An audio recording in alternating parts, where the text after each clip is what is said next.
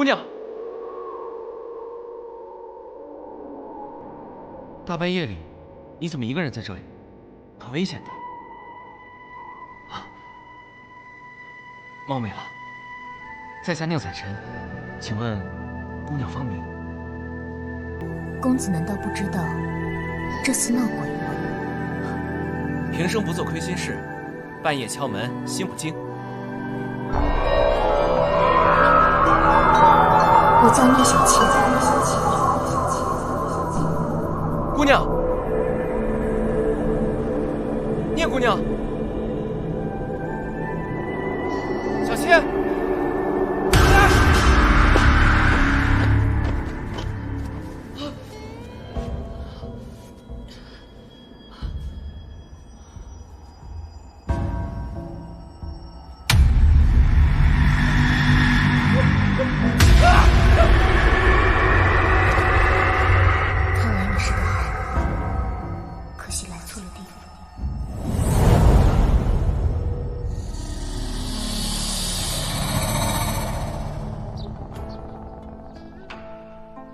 一命二运三风水，四积功德五读书，六名七相八敬神，九交贵人十养生，11择业与择偶，12趋吉要避凶。这位先生，能算命吗？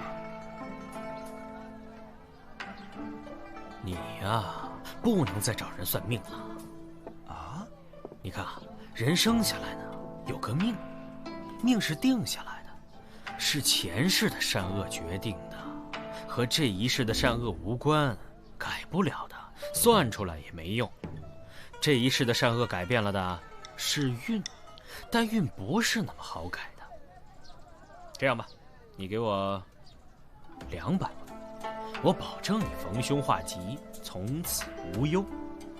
不是，200文就能改运，有那么神吗？那当然啦，去年小女子幸得这位先生相助，嫁得如意郎君，如今是特地来谢谢这位道长的。哎呦，这位道长啊，厉害得不得了。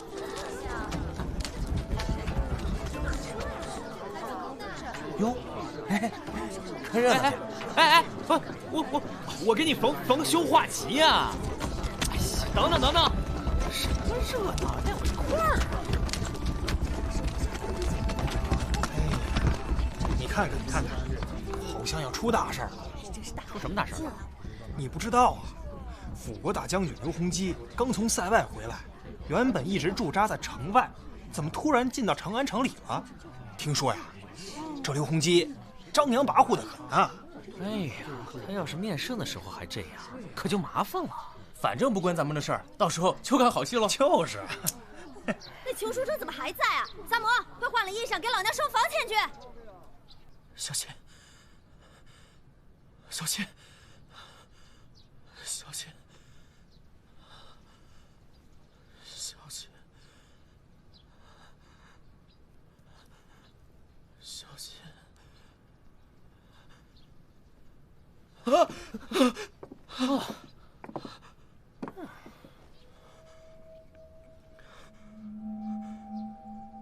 小生宁采臣，你们是？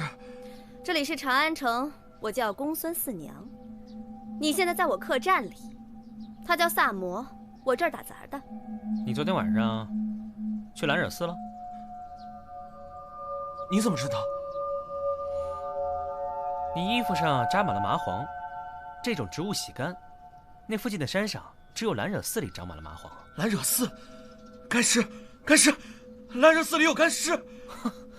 干尸？小生不敢说谎，兰惹寺真的有干尸。看你年纪轻轻的，别学人家装疯卖傻。住店钱不收你的了，既然你已经醒了，就早点搬出去。我没装。兰惹寺还有一个女子叫聂小倩，你们找到她没有？找到她没有？你大晚上的在兰惹寺碰到个女的，不是人吧？是女鬼吧？我听说呀，兰惹寺的女鬼专门吸人血，把人活活吸成干尸。伙计说你在这里，有急事，扫盲跟我走。什么事儿啊？北村村口死了人，赶紧跟我们去看看。又是北村。嗯，那，这个家伙也是今天早上北村村口来的。他是谁？啊，他叫宁采臣。这书生昨晚去兰惹寺了，早上昏倒在北村村口，一个马队路过，把他捡回了长安，丢在我店门口。就是那个闹鬼的兰惹寺。啊，对，干尸，兰惹寺有干尸，真的有干尸。干尸！哎呀，嚷一早上了，非说是兰惹寺有干尸，干尸把你搁在村口，等着路人来救啊。干脆你们把他带走，让他帮你们找干尸。这是办案，又不是郊游。反正我不管，要我去的话，我必须把这书生带着一起去，否则我就不去了。哎，你萨摩，你说你……好吧，好吧，都去，快一点。紫苏双叶都在村口等着呢。别怕，他们比僵尸厉害。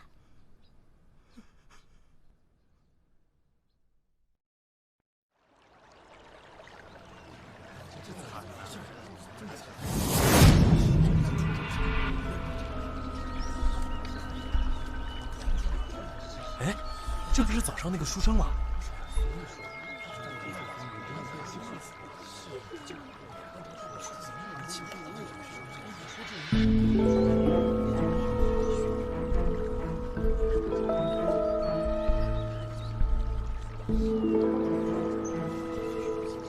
这谁啊？这书生今天早上晕倒在村口，后来被村民发现，送去四娘店里了。紫苏呢？他看不了尸体，去村里找线索了。这事儿这么快就惊动了上官家，恐怕死者身份不一般呢。他是当朝的刑部侍郎江震。哦，尸体怎么这么白啊？怎么死的？江震头上有被钝器敲打的痕迹，不过不致命，应该是先被人敲晕，然后捆住手脚，割开血管，失血过多而死。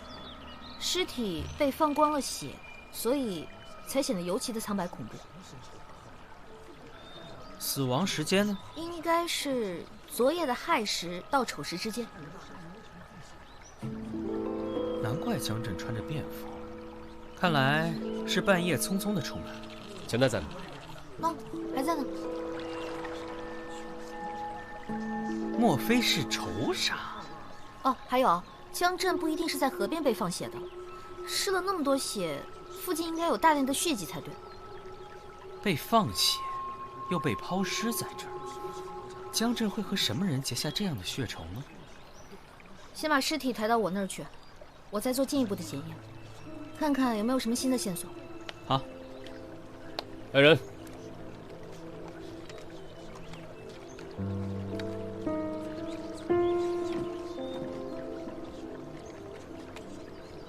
等等，怎么了？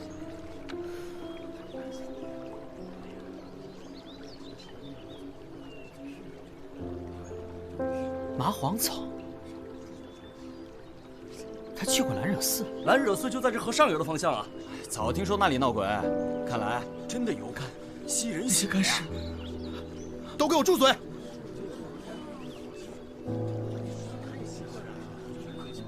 看来确实得去一趟兰惹寺。好啊，那么我们就一起去兰惹寺一趟。走吧，书生，带我们去找干尸啦！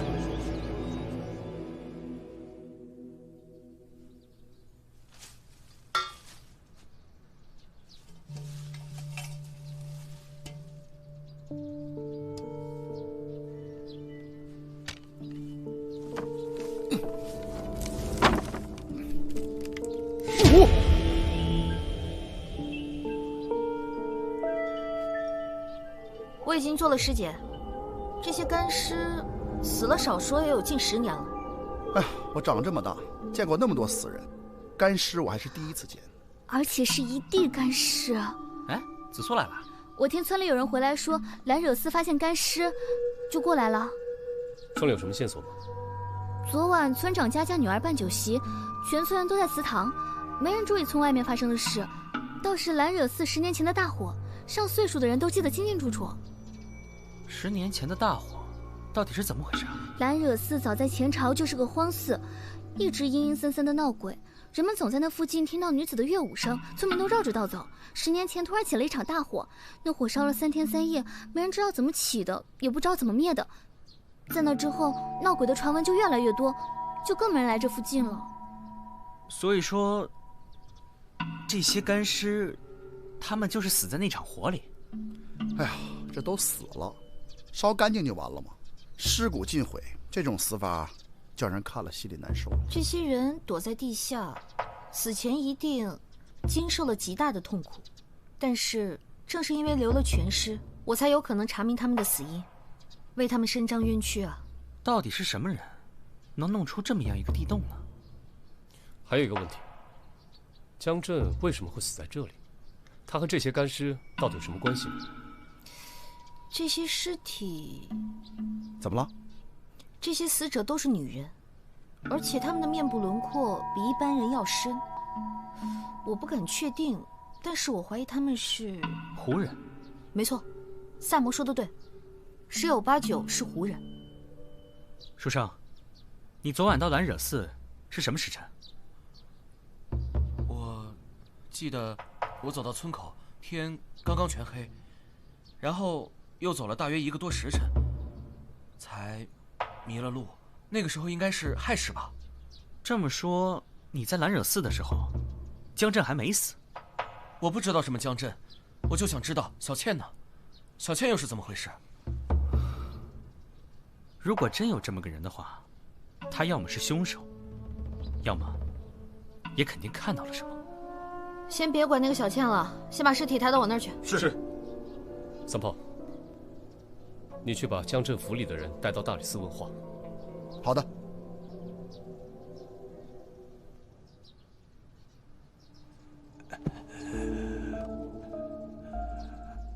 老夫是江侍郎府上的老仆。你最后见到江侍郎是什么时辰？我最后一次见到主人是戌时，主人说要睡了，他把所有的下人都支开了，没有人知道他是什么时候出的门。你又知道些什么？小的昨天晚上亥时去上茅房，看见主人站在房门外读一张纸条。等我从茅房回来的时候，又看到主人从房里出来，神色担忧，放了支信鸽。小的不知道跟案子有何关系，所以也不知道该说不该说。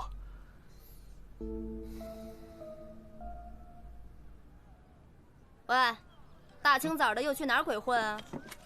我约了子苏，再到兰染寺去看一眼。早点回来呀！知道了。你知道兰惹寺是怎么回事吗？啊，干尸复仇啊！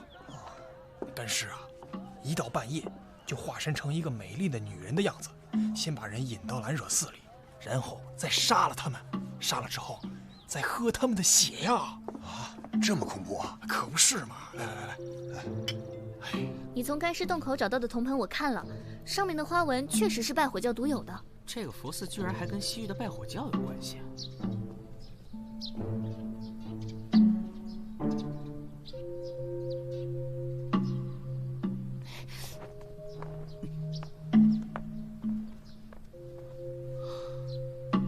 嚯，居然派了这么多人把守兰惹寺，也太夸张了吧？怎么了？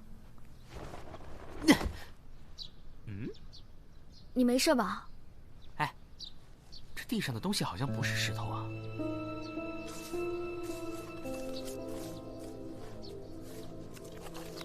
铜镜。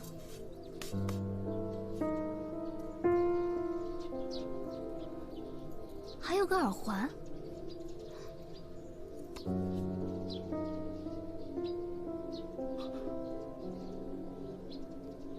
怎么觉得好像有人跟着我们？有吗？走吧。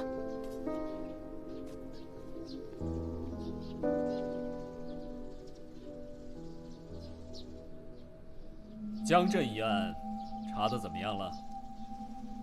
回陛下，臣正在尽力破案。朕还听说，郊区的古寺里发现了数具干尸，闹得长安城上下人心惶惶。依微臣所见，这2个案子恐怕有所关联。哦，陛下，干尸案事关胡人，应转交给萨保府处理。莫非康公是觉得李某查案不力，才要把案子揽入自己手中？李少卿，辅国大将军刘洪基上殿。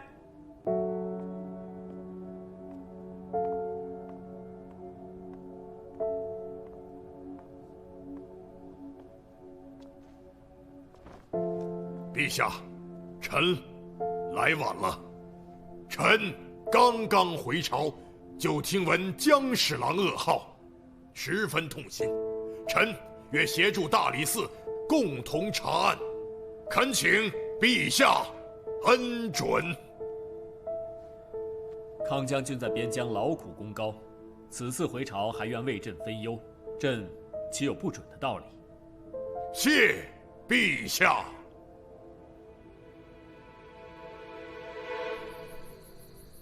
岂有此理！刘洪基还没通过陛下的同意，就直接把自己的人驻扎在兰惹寺了，而且还态度蛮横。今天上朝的时候，那个萨保康广达也很奇怪，急着要把干尸案往自己手上揽。这刘洪基和江震是同一个地方来的？这中间到底有什么关系？哎，大家都饿了吧？晚饭马上就好啦。这城里的传闻可是越来越离谱，有说女鬼吸血的，有说干尸复仇。哎，你们什么时候能破案啊？这会不会是拜火教的什么古怪习俗？我在这间客栈这么久，可是见过不少拜火教的，没听说过有把人烤成干尸的。没错，我也觉得和宗教祭祀没有关系。今天我和紫苏在兰惹寺寺边上，又挖出了一面铜镜和耳环，线索越来越乱。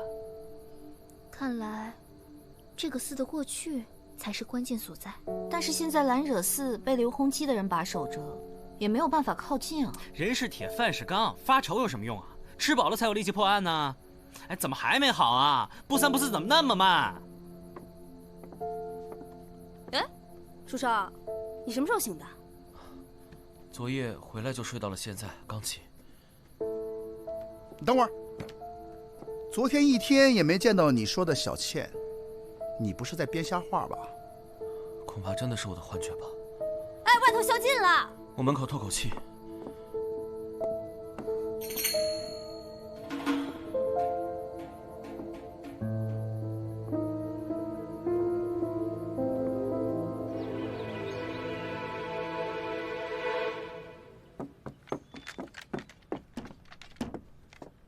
小撒，怎么？快起来，出事了！哎呀，大清早的吵人睡觉，快起来！什么事儿？萨保府的康广达也死了。什么？你叫上书生，咱们一起去看看。好，你赶紧的啊！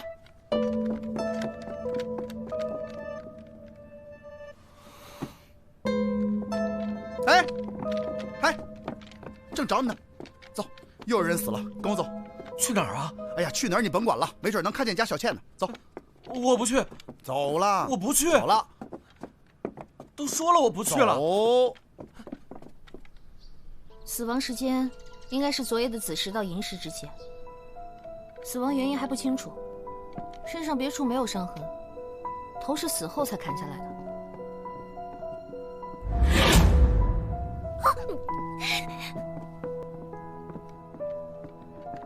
什么情况？尸体下面有麻黄，又是兰惹寺啊！哎，他怎么也来了？还不是萨摩非让我把他拽来。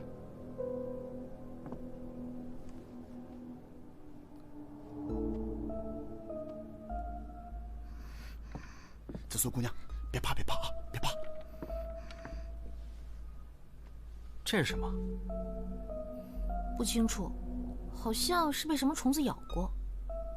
奇怪，今天不上朝，他为什么穿着朝服？我一会儿过去看看。什么事？说。回禀官人，主人干嘛吞吞吐吐的？说。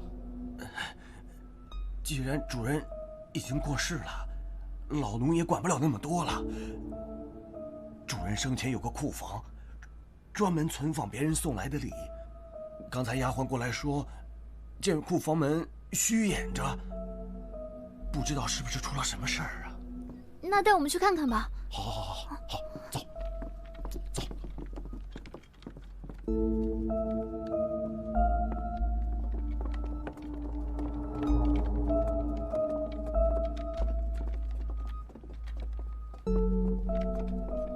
哇，你们主人够可以的，这些东西得值多少钱呢？这么重要的库房就没个人看守吗？回官人的话，原来有个看门的，昨天主人突然发了好大的火，把那个人打发回家了，还没来得及找个新的。你快点，看看有没有什么东西丢了。是，快点。哎，李志，你们官差不多大，你家里是不是也这么多宝贝啊？我说你，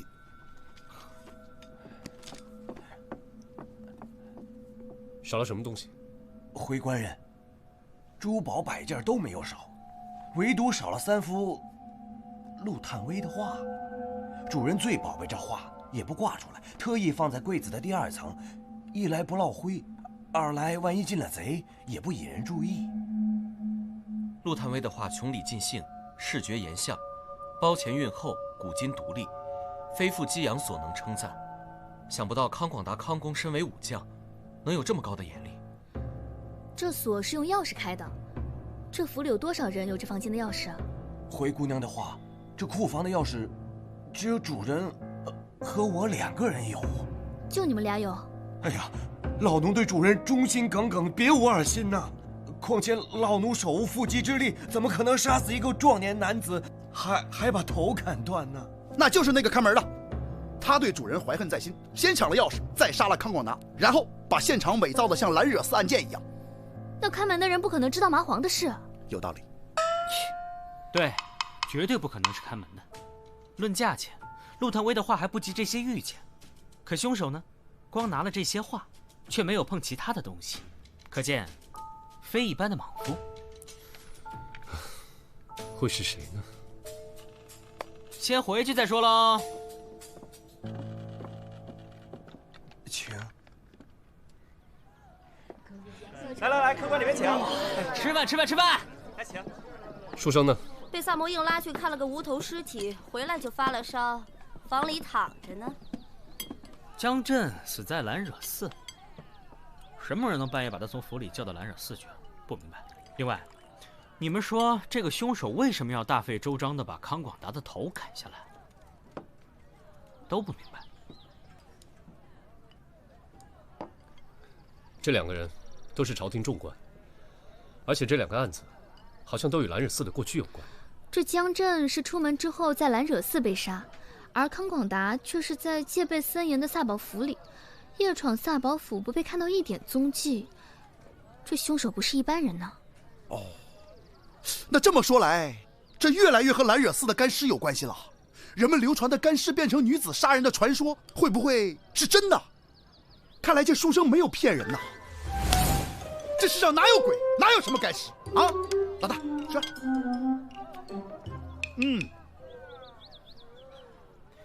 还有个地方很奇怪，如果是仇杀，那么杀康广达的人为什么要拿走那些画呢？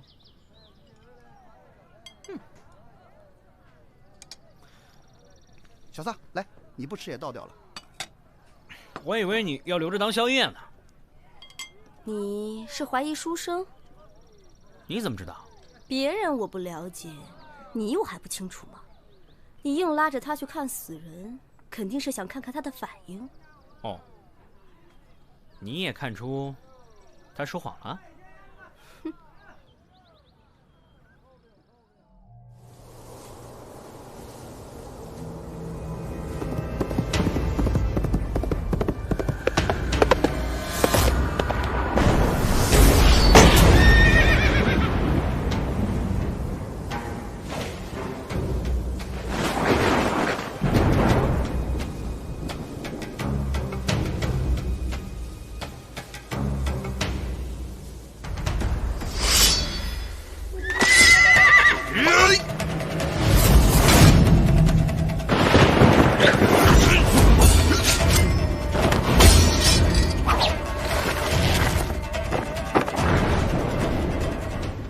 题。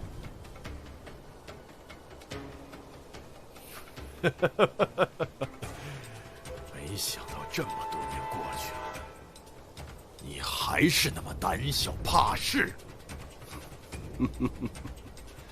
你懂什么？我这叫赢者保身。保身。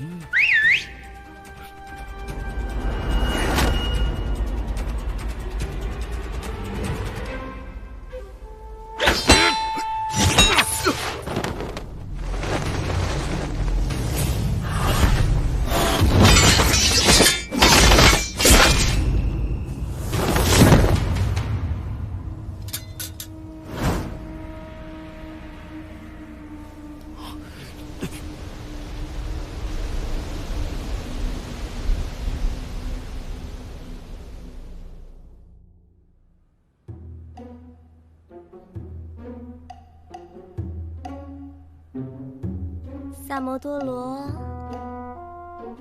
萨摩多罗，萨摩多罗。我在思考。刘洪基早上没有去早朝，你跟我一起去莱尔斯看看。那个书生怎么样？睡得香着呢。我找小六在隔壁屋守着。放心，这些个碗碟。查案。哎，李少卿，刘将军有令，任何人不得入内。麻烦通报一声，就说李治看将军没有上早朝，很是担忧，特来拜见。李少卿，刘将军他不在，你请回吧。来了，李少卿。刘将军，老夫今日身体偶感伤寒，没有去早朝。有劳李大人费心了。几位既然来了，那就进去坐一坐吧。不必了，告辞。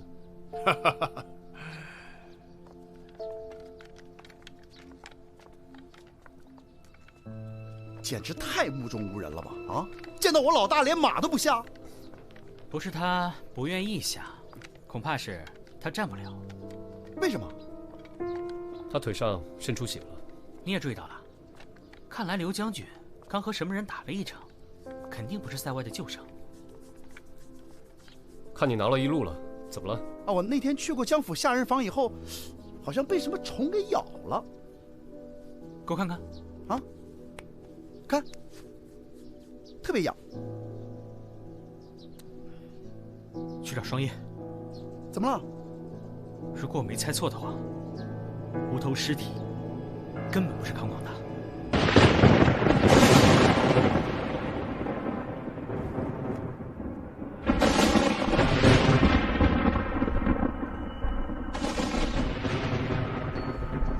一个养尊处优的五品官身上，不可能全是虫子叮咬的疹子。还有，他的手脚指甲都十分粗糙，只有生活条件非常恶劣的下人才会这样。我推断这个人可能就是那个被解雇的看门人。我竟然没有注意到这一点。尸体没有头，我们却一眼就认为他是康广达，因为他死在康广达的房间里，而且他还穿着朝服。奇怪，今天不上朝，他为什么穿着朝服？我们都被下意识的反应骗了，虽然发现了细小的可疑之处，却没有最早的定入同犯。什么人会想要伪造康广达的死亡？还记得当时子苏说的吗？夜闯萨宝府却没有被看到一点踪迹，肯定是个高手。要是他，根本不必潜入萨宝府杀人呢。还有，这个人精准地拿走了陆探微的画，是他自己。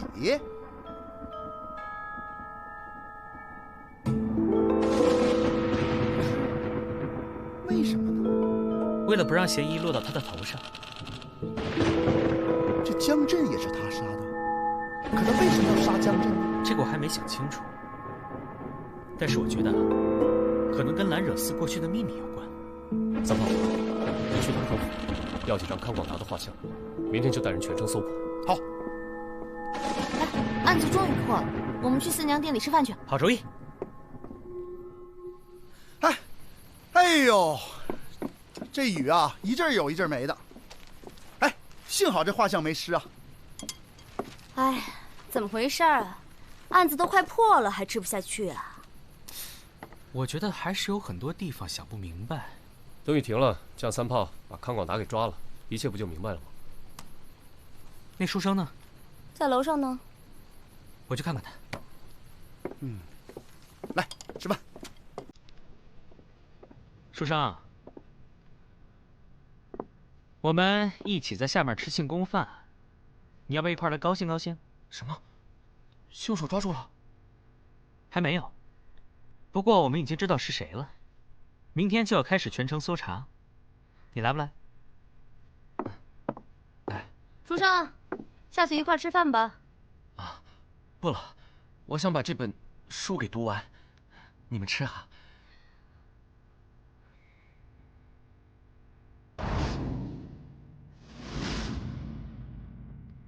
那我们去吃了。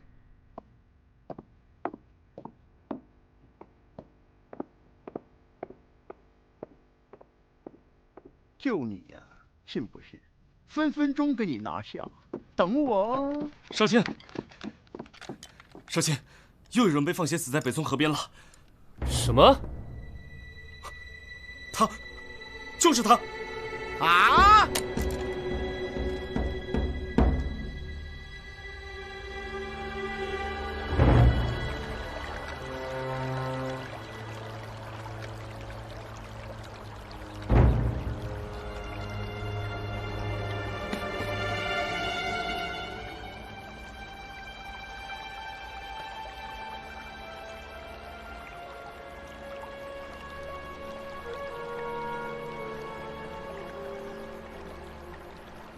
死于今天凌晨，和江震一样的死法。杀死他的和杀死江震的凶手一定是同一个人。难道我们一直都想错了？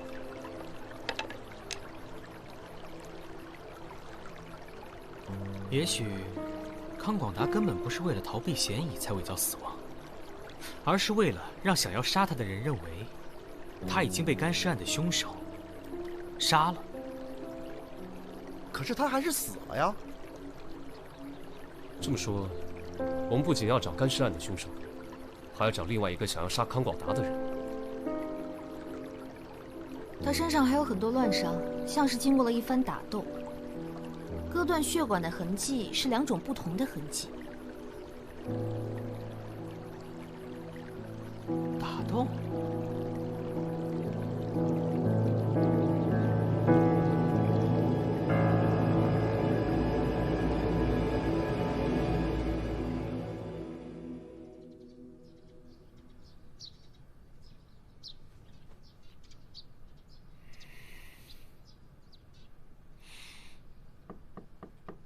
谁呀？我，给你送早饭。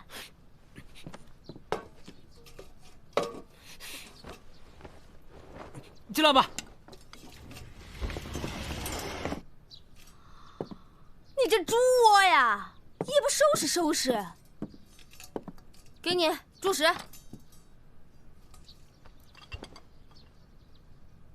这什么？我已经吃过了。一晚上没睡啊？弄什么东西呢？照妖镜啊。这些都是兰惹寺附近发现的，胡人用的铜盆、铜镜，还有一个胡人用的耳环。哎，这哪是什么胡人的耳环呀？这就是个汉人家孩子都有的长命镯呀。长命镯？对，就是婴儿出生保佑长命的小镯子。干嘛？我去找子苏问点事。你赶紧回来给我把这儿收拾了啊！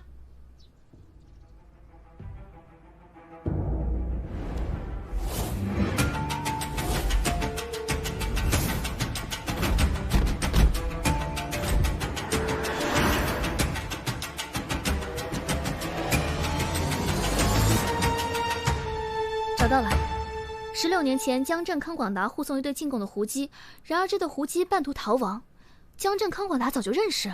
而江震和刘洪基也是来自同一个地方。我终于明白10年前究竟发生了什么。老大让我来找你们，快去大理寺。书生大清早起来就认罪了。啊！走。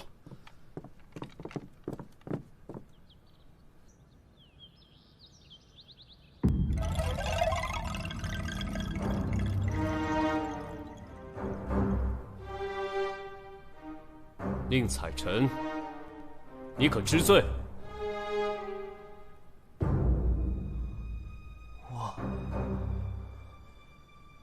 人不是他杀的。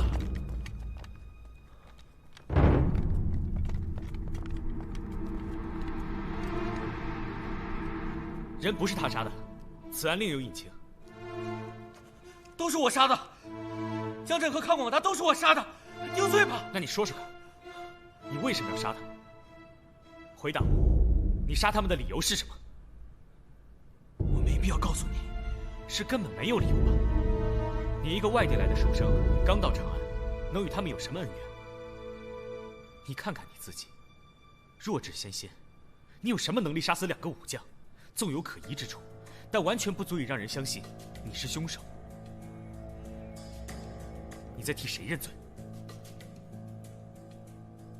屁屁，屁屁，谁？昨天夜里，我和四娘叫书生下楼吃饭，看到书生胸前有一滩水渍，可是书生的鞋却是干净的，这说明有个人偷偷进过他的房间。原来我总以为凶手是个男人，直到闻见你房中淡淡的脂粉香，我才意识到凶手是个女人。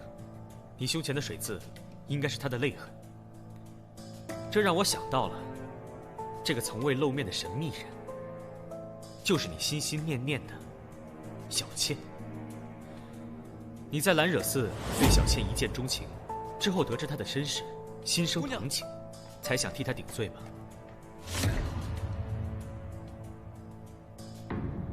采臣，采臣，小倩，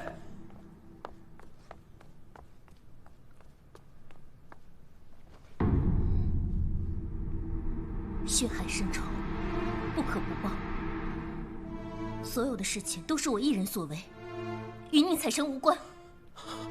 姑娘，你到底有什么仇怨，要残忍地杀害这么多人？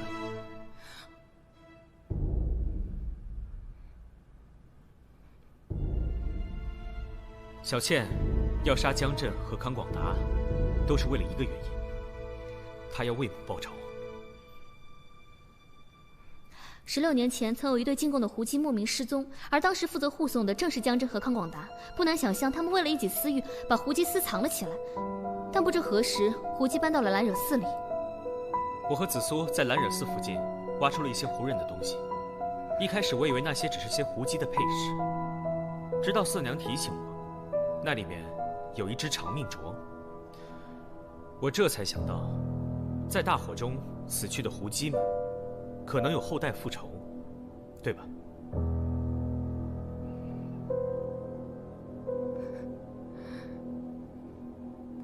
我母亲和她姐妹本应送到宫中，却不成想被那帮人偷偷藏进了兰惹寺。从此，兰惹寺变成了这些高官淫乐的地方。直到某天，我娘怀了我，在姐妹们的帮助下，偷偷生下来，养在地洞中。我5岁那年，在后山摘果子时，寺里起了大火，所有人被活活烧死。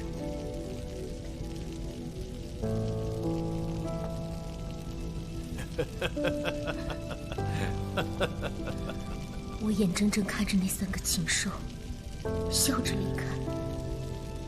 从那时起，我的复仇计划就开始了。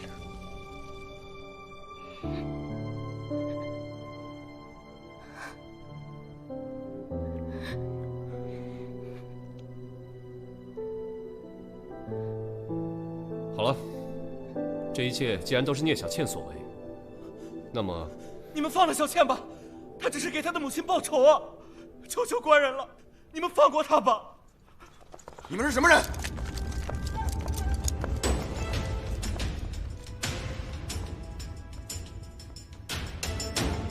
来人，把这2个人都绑起来！没有我的命令，谁敢在大理寺放肆？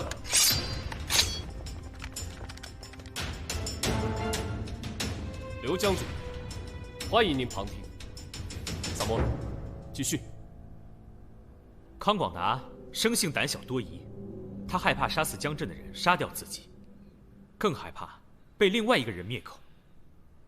而那个人就是你，刘洪基大将军。你这是满口胡言乱语！刘大将军曾任晋阳令，而江震也恰恰是当时的晋阳公副监。你们都是一个地方来的，一起干这样的勾当并不奇怪。江震死前发了一支信鸽，而第2天你就进了长安城，一上朝便向陛下要了这个案子。这一切，难道只是巧合吗？口说无凭，你们有什么证据？证据？小妾就是最好的人证。他有2条命案在身，他的证词如何取信啊？给我拿下！要想抓我，所有的事都是我做的。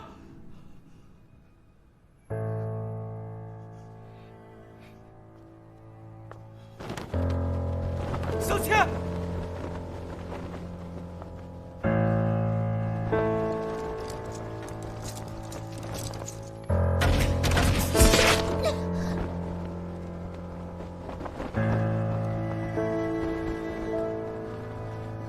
小妾。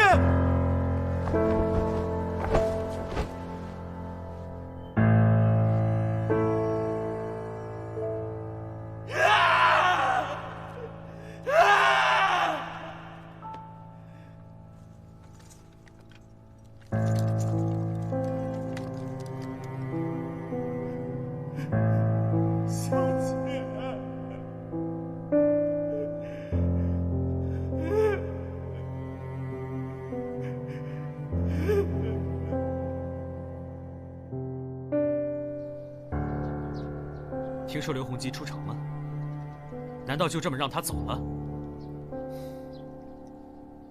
刘洪基在边疆战局上很重要，陛下不会因为这种陈年旧事就治他的罪，还是让他回塞外打仗去吧。这样一个罪人竟然毫发无伤，而一个年轻的女子却被仇恨给毁了。这世上的事情怎么说得清楚呢？吃饭了。鸡腿儿，走啊！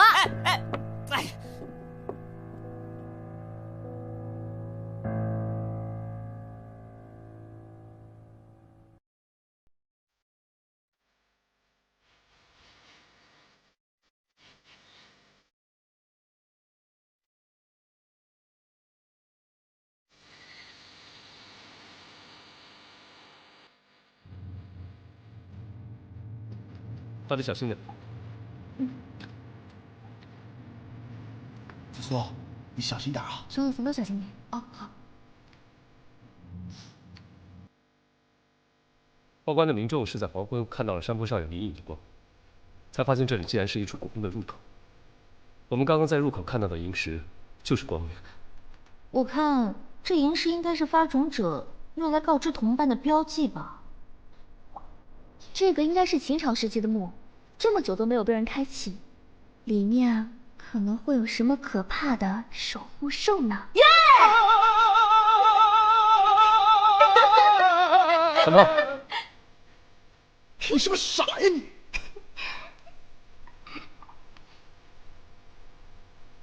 哎，我说子苏，你刚才说这墓是秦朝的，你是怎么看出来的？从我们刚刚进来入口雕刻的纹样和石像来看，很像是秦朝的工艺。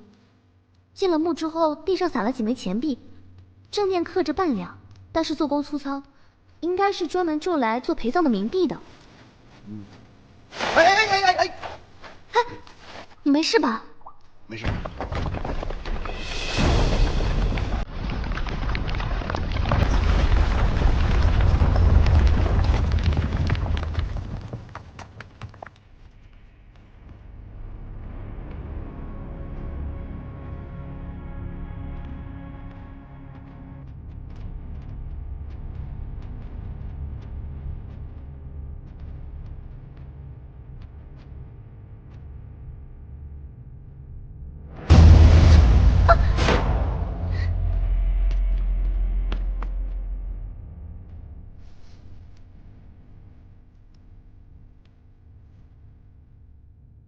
这里能保存得如此完好，这证明还没被人开启过。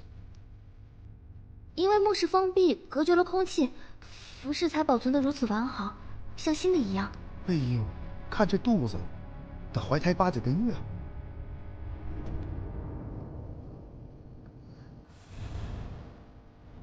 啊，你们看，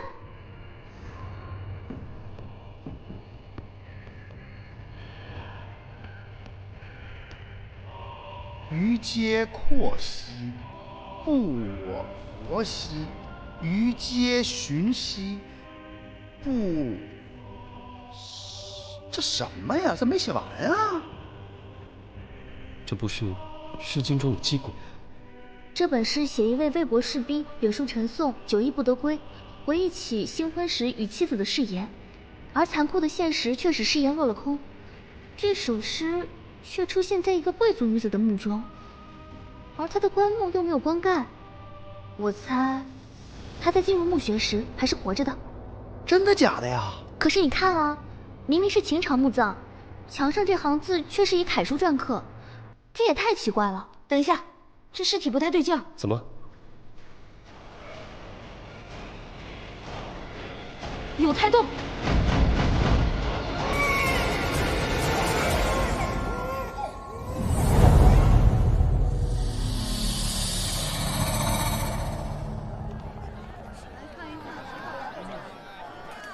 哎，会不会走路啊？真是。你说啊，这大千世界无奇不有啊！没想到一具死了1000年的女尸，竟然也能生出孩子。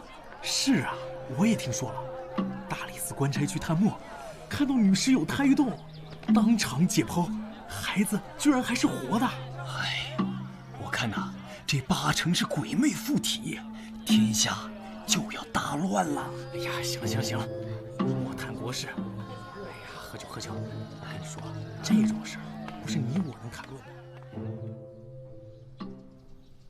哦，宝宝乖，哦，你看，宝宝乖，呜，你看，双叶，你干嘛呢？我逗他玩呢。你这么逗，双叶，你怎么把孩子抱这儿来了？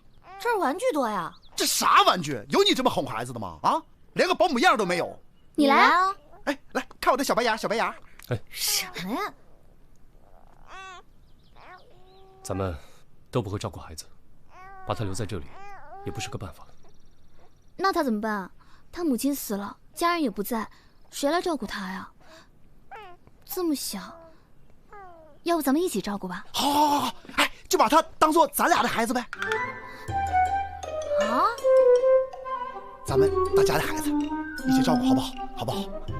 别说那没用的，咱们现在连他到底是谁都不知道。他是怎么在一个从未开启过的古墓中活下来的？这我就不知道了。母体当时看起来很像干尸，子宫却还有羊水，太不可思议了。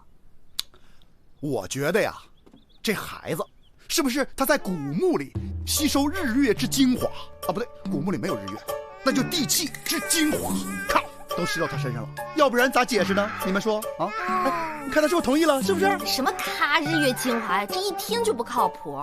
不是，但是我又没有证据反驳你，是吧？这样吧，啊，我去请我的师傅下山，让他来反驳你。行行，你让他来啊，你让他说服我。李少卿，有信使来报。带进来。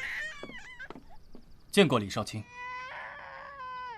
你是？小的是刑部郎中萧松元府上信差，主人近日亲临长安，特意派我来向李少卿问好。还有一事，萧郎中听说少卿接了千年古婴的案子，不知进展如何？此事还在调查，暂时还没有眉目。我家主人说了，李少卿如果需要任何帮助，定请直言。李某在此谢过萧郎中的好意了，在下告退。这个萧郎中是什么人啊？他可听说本事大得很呢，办了几个毫无进展的发种案，还抓了一大批惯犯，才得以在刑部高升的。怪不得这个萧郎中这类消息那么灵通呢。我们之后也许还有需要他帮忙的事情呢。嘘！哎，我的小宝贝儿，再哭我就把你送回去。胡说什么呢你？瞧把这孩子吓的，走开。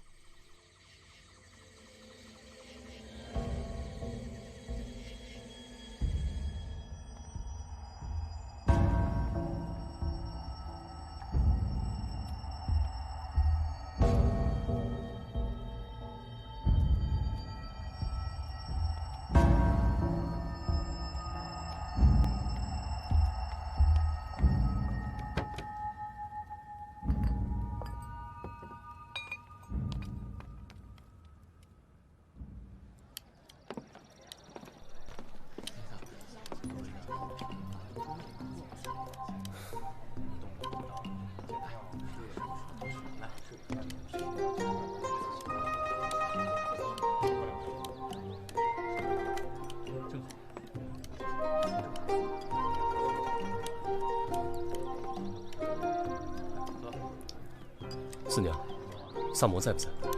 哟，李少卿来了。哟，孩子。哦，小宝宝怎么这么可爱？你叫什么名字？爸爸妈妈呢？他是个孤儿。怎么那么可怜啊？这么小就成了孤儿。哦，不怕。所以我要请萨摩帮忙。萨摩，来了！怎么这么可爱啊？又找你萨摩小爷什么事儿啊？我很忙的。孩子。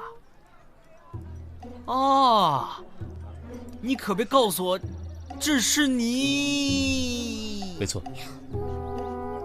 你想得美！你倒是想啊，这时间也对不上啊！开什么玩笑？谁跟你开玩笑了？这可是大事。哎，你声音小点。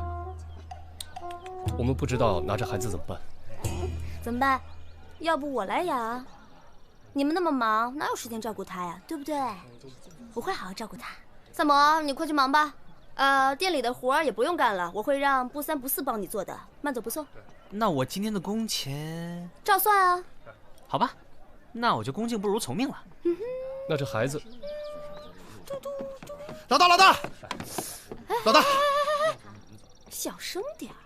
喘口气再说。古墓被人动过了。什么啊？我们走。客官，要不要再加点菜啊？不用了，班长。哎，好嘞。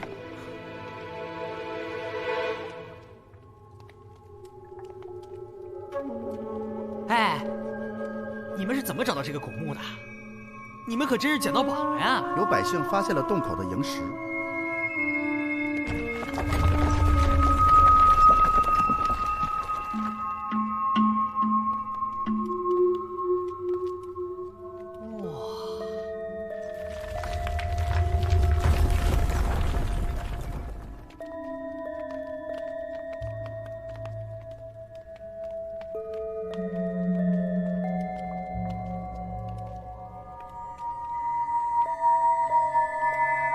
老大，这地上的东西应该是有人碰过了。之前这个箱子是关着的。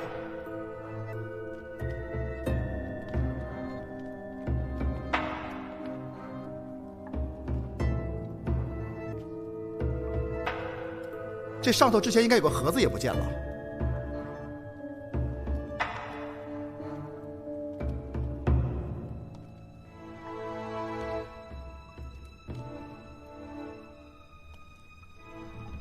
怎么感觉像个赝品呢？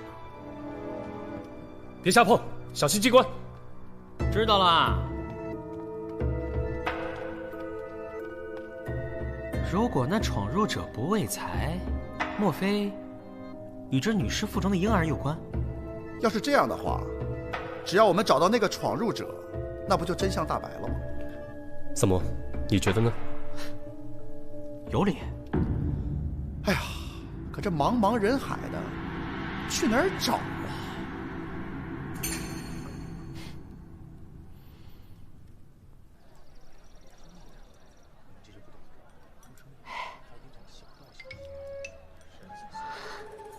怎么样，这货不错吧？四娘结账了，四娘来了，四娘结账了，来了啊！结账。哎，好嘞。不是。哎，李少卿，以后吩咐。四娘呢？啊，抱着孩子出去遛弯去了，我还忙啊，一会儿过来。哎，来了！都这么多天了，事情还没有什么进展，一直把孩子寄养在四娘这儿也不是办法呀。我已经派人日夜守在古墓，等抓到那个进入墓穴的人，一切都会有答案的。这是古墓，但做工有点糙，最多500万。成交。哎，怎么结账啊？不急，会儿来找你。哎，李少卿来啦！想吃什么喝什么，今天我请。哎，客官，来，你今天心情倒是不错嘛。人逢喜事精神爽啊！哎，自打四娘得了孩子，心情特好，把他当亲生儿子，对我都特别慈祥。孩子身份不明，留下来不是长久之策。四娘可早就想好了，她说既然孩子是个孤儿，那她就收养了。我赞成。哎，客官，您慢走啊。当然这个还是要李少卿同意啦。哎，你就看在四娘一见到孩子就母性爆发，那么喜欢孩子的份上，你就让她收养了吧。这样的话，对那孩子倒是一件好事。哎，对，老大，找到了，找到什么了？那个潜入古墓的人找到了。刚发完种就去销赃，你也太心急了吧？这铜瓶是不是你从墓中带出来的？我不知道你们在说什么。你销赃的铜瓶跟我们从墓里拿到的是一对儿。说吧，你是怎么知道古墓的？谁不知道啊？满大街都在传呢，我能不知道吗？我又不聋。想好了再说，我告诉你，别逼小爷我动大刑啊！我说，既然你们都已经知道了，也就不瞒各位了。我们萧家呀，确实是摸金起家，但10几年前就已经洗手不干了。那你现在私闯古墓，是何居心？萧家到我这一辈儿啊，是我堂兄当家，可是他对这发种之事啊深恶痛绝，重抄旧业者严惩不贷。可我除了摸金也不会别的呀。最近那千年古婴的事儿传得满城风雨，我这才动了心思，没想到进去之后才发现，真正有价值的东西早就被拿走了。不可能，那个墓是我们打开的。哎，飞爷，你们去的时候难道没看见洞口的指路萤石吗？那说明早有人进去过了。你可知道会是谁？如果我没猜错的话，那一定是丁家人了。丁家和我们萧家都是摸金大户，能够开启古墓，又能将其复原，也只有这2家人才能够做到。丁家这群狗东西真该死。三炮，去查清楚这丁家的背景。好嘞。丁家。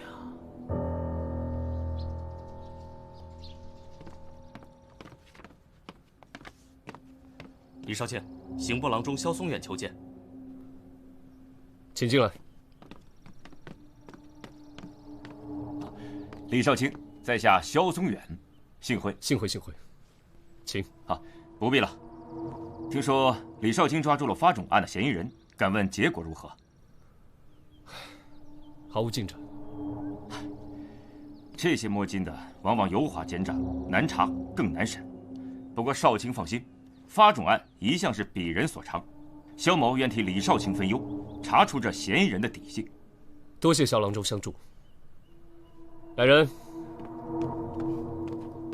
少卿，带萧郎中提审人犯。是，这边请。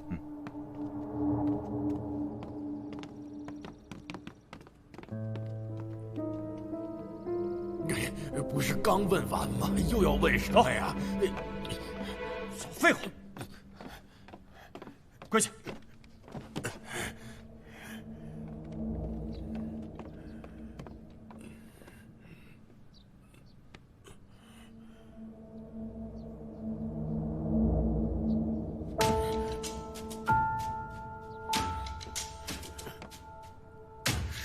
你小子，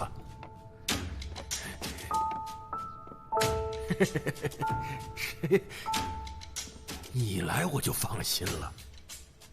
哎，我说，赶紧的，赶紧把我弄出去。你先告诉我，为什么要去那座古墓？你问我为什么要去那个古墓？哼！你在朝为官，顺风顺水儿，我可没你那份俸禄，自己去讨些生计还不行？你七叔，我爹当年已经说得很清楚了，他说过，萧家人从今往后不许再踏入任何一座墓穴。你私自违背族训，知道有什么后果吗？好了，事到如今，你就少在这跟我说这些没用的。好歹我也是你七叔，赶紧把我弄出去。我暂时帮不了你。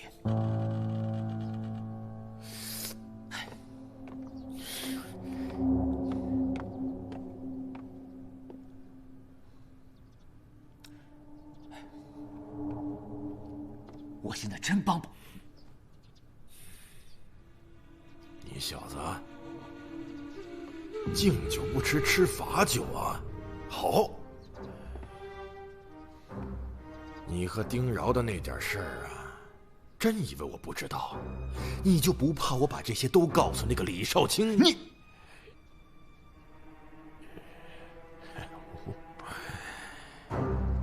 不想为难你。只要你把我弄出去，这件事儿肯定不会有第三个人知道。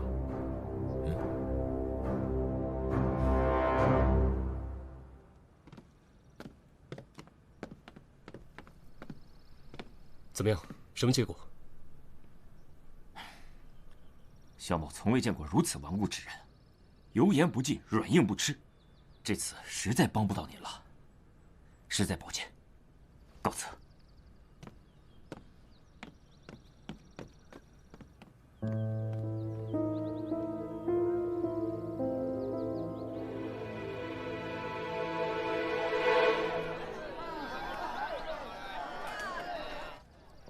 小宝宝，小宝宝，我们去晒晒太阳好不好？晒晒太阳会长得更快。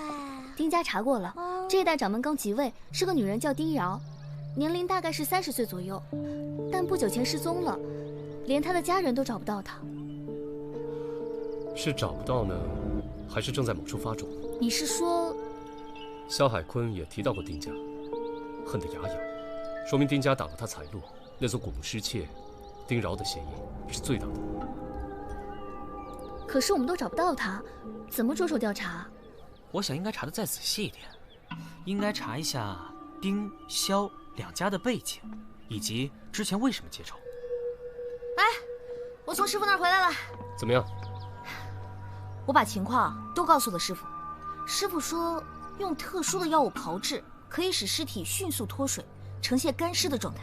这是什么意思？也就是说，那具女尸根本就不是1000年前的尸体，而是心死不久的。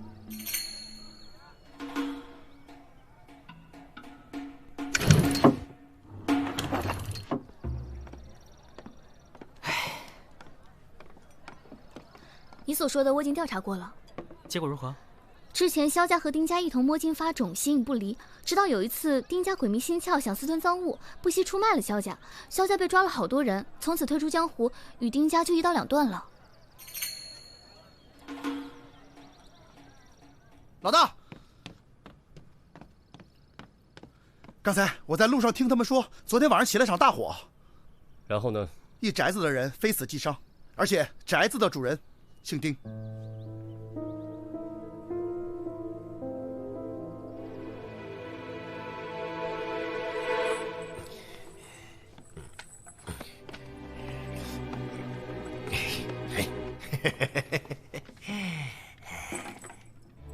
哟，二位都在呢。那我先走了。李少卿，后会有期呀！我，老大，我什么都没问出来，怎么就给他放了呀？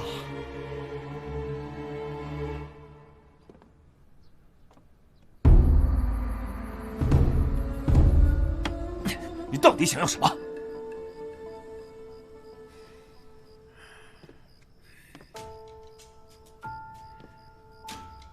我要钱，我只要钱。我真的没钱给你。宋远，你不应该这样对我的。我知道你有钱，所以才来找你。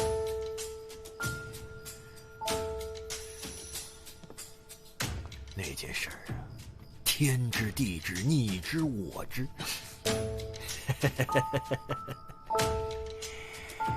你只要把钱给我，我就闭上嘴，乖乖的离开这里，不会让任何人找到我。怎么样呢？啊？你保证？我保证，我一定保证，我保证。好，成交。痛快！你先回吧，等我消息。好嘞。官人您留步，郎中已经就寝了，不能进去，把他吵醒，我们要挨板子的。官人，是。哎呀，李少卿此时登门，所谓何事？刚刚我都听到了，刑部郎中与人犯合谋，真是让我大开眼界。萧郎中，还希望你能够如实交代，不要让李某为难。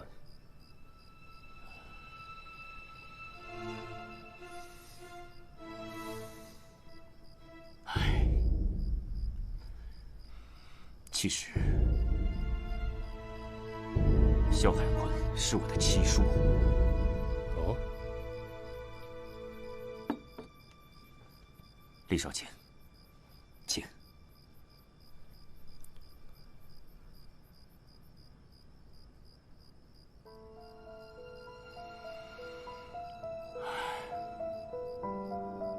我是萧家的第8代传人，但是萧家其实多年前就金盆洗手了。我顺从父亲的心愿，走上仕途，盗墓之事更与我毫无瓜葛。唉，可是我七叔却财迷心窍，不惜违背族训，潜入古墓偷窃财物，又让我利用职务之便帮他脱罪。那日在大堂上，他还要我想办法放了他，可被我拒绝了。没想到您把他放了出来。萧郎中，没想到你这官做得可是好啊！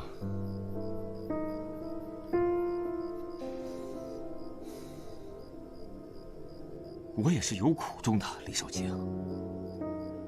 为官之后，我一步一步走到这个位置，很不容易。我不希望因为过去的人和事影响了我如今的仕途，还请李少卿理解。我想知道，这萧海坤威胁你的内容到底是什么？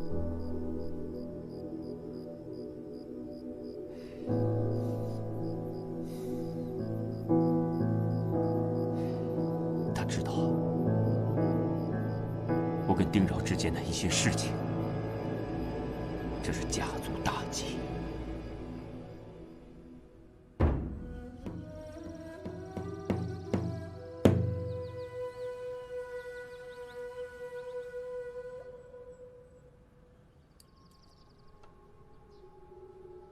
嗷呜！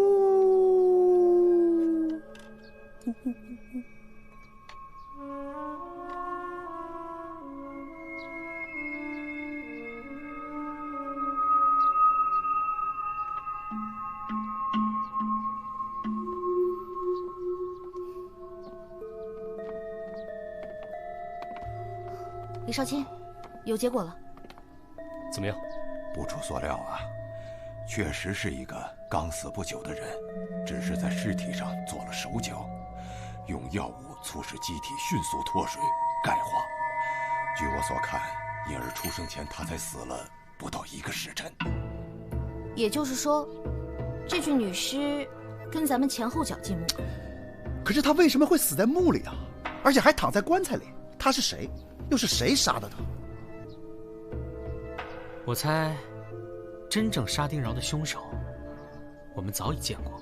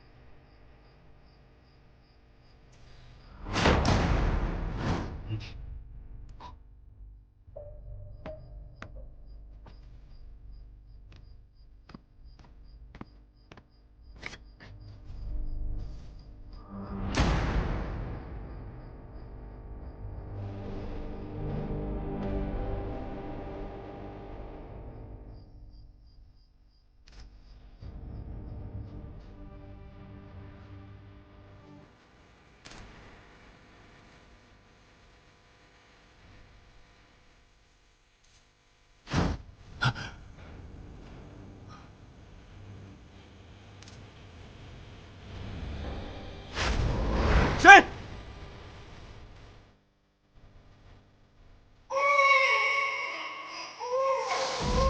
花儿来了。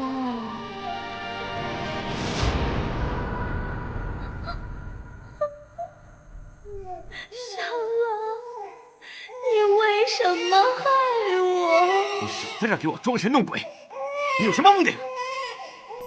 我的孩子还这么小，就随我而去，你为什么这么狠？萧海坤，一定是你！你怎么还没走啊？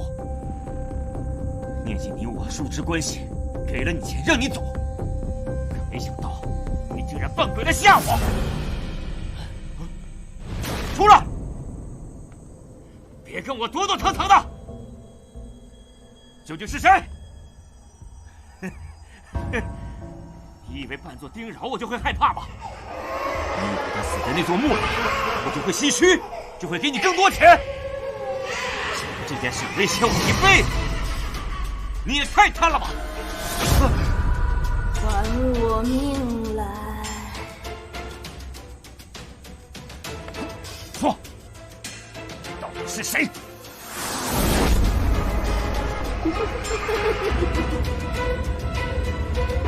是我，我，还有我。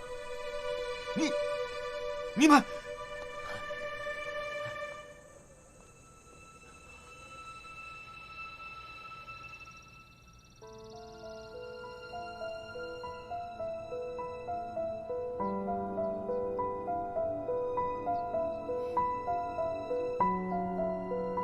我是和丁饶一起进的墓穴，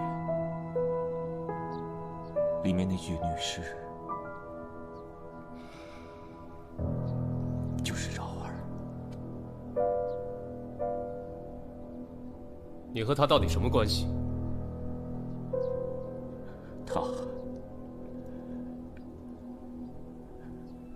他是我的恋人。萧家与丁家势不两立，你们两个怎么可能走到一起？我们不能选择自己的过去，可是未来却应该掌握在自己的手中。无论发生任何事情，都阻止不了我们在一起。既然如此，那你为什么还要杀他？我怎么可能舍得杀饶儿呢？丁家现在由他大伯丁良海所操持。饶儿怀了身孕后，丁良海得知了我们的关系，便把他控制起来。我心急如焚，抓了许多丁家的门徒，想以此逼丁良海放人。有一天，饶儿终于出现了。饶儿，我们必须去那座秦朝古墓，等我拿到里面的东西，我就跟你走，好不好？我耐不住饶儿的软磨硬泡，就带着他进了古墓。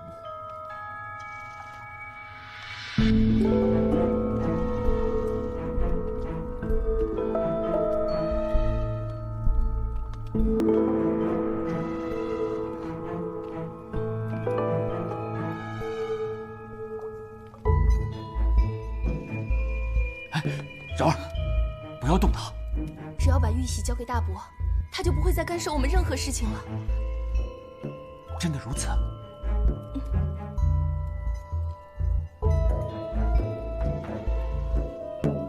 阿远，就算是为了我们的孩子，好吗？好吧，至此便听你的。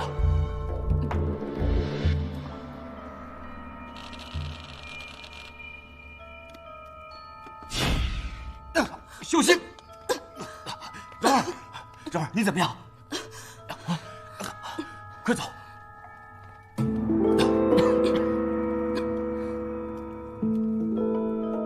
那时我才意识到，这座古墓有问题。试问，谁的墓中会放着一具没有盖上的水晶棺呢？这都是丁家大伯设计好的吧？古墓就是一个陷阱。丁良海根本就没想让我们活着出去。这个猪狗不如的东西，他连同族的血脉都不肯放过。柔儿，柔儿，柔儿，你没事吧？啊，不好啊，门要关上了。柔儿，快走！柔儿，柔儿，柔儿，快走！门马上就要关上了，我去把门顶上啊！阿远，阿柔，快点啊！我把门顶住了。你走吧，别管我了。阿柔，坚持，快一点！阿柔，我不能自己走，求求你，跟我一起走，我不能把你一个人留在这儿。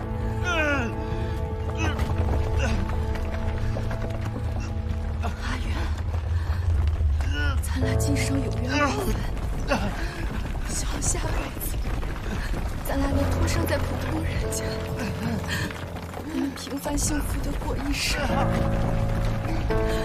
阿远，你快走！丁良海，我不杀你，誓不为人。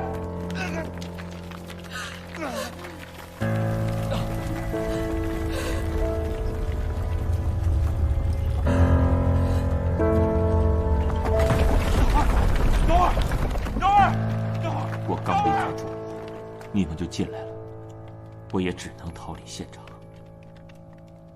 前几天，我一把火烧了丁家，为这儿报了血海深仇。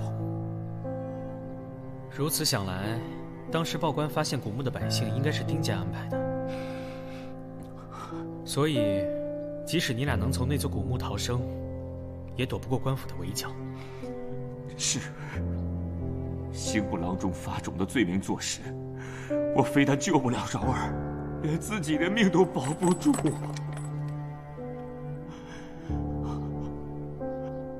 幸亏你们及时赶到啊，柔儿腹中胎儿才得以存活。谢谢，谢谢。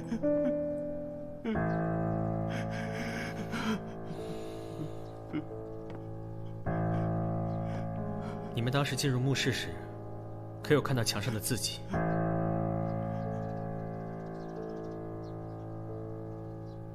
什么字迹？我进古墓时，发现墙上有一行未刻完的楷书。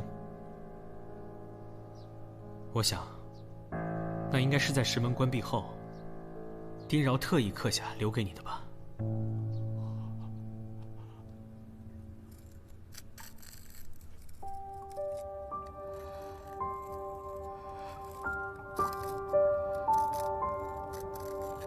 虚节阔兮，不我活兮；虚节寻兮，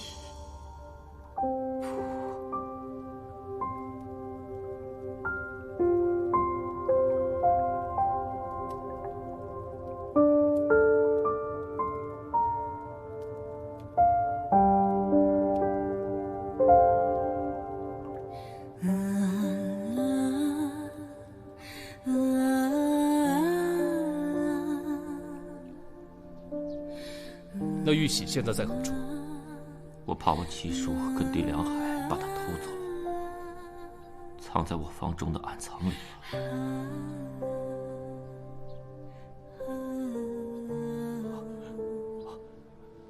对了，李少卿，我问问你，我孩子现在在哪儿啊？我想看他一眼，就一眼，随后任凭处置。求您了。